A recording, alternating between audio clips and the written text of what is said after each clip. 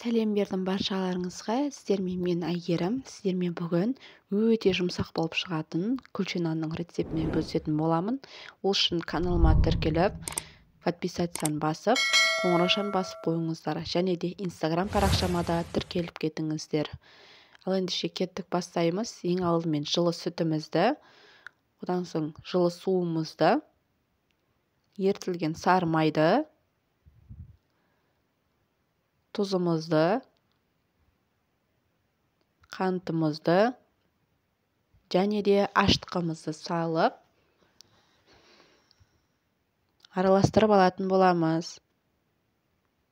Содан соң ұн илегіштен өткізіліп дайындап алған ұнымызды екі бөлікке бөліп салып қамыр илейтін боламыз.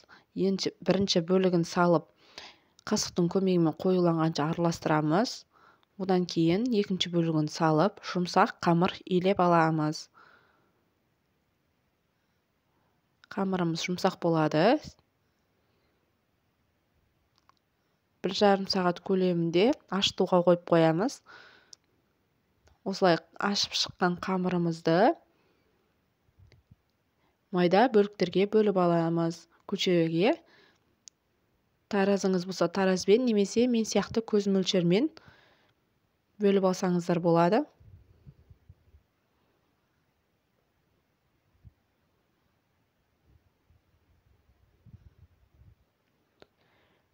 Осылай қолдың көмегімен дөңгелектеп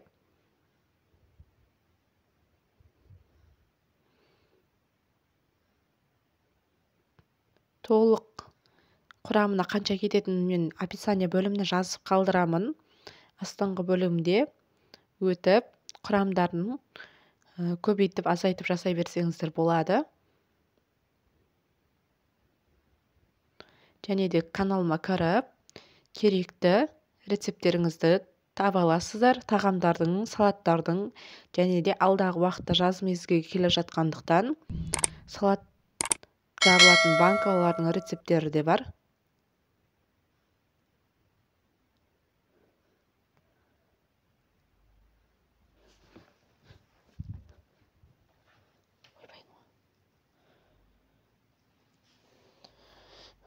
Осылай қолдың көмегімен жайып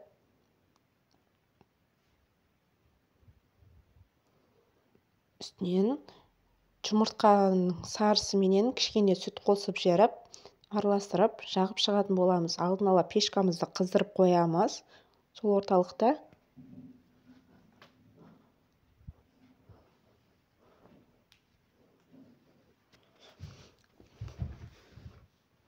пешкамызды қыздырып алып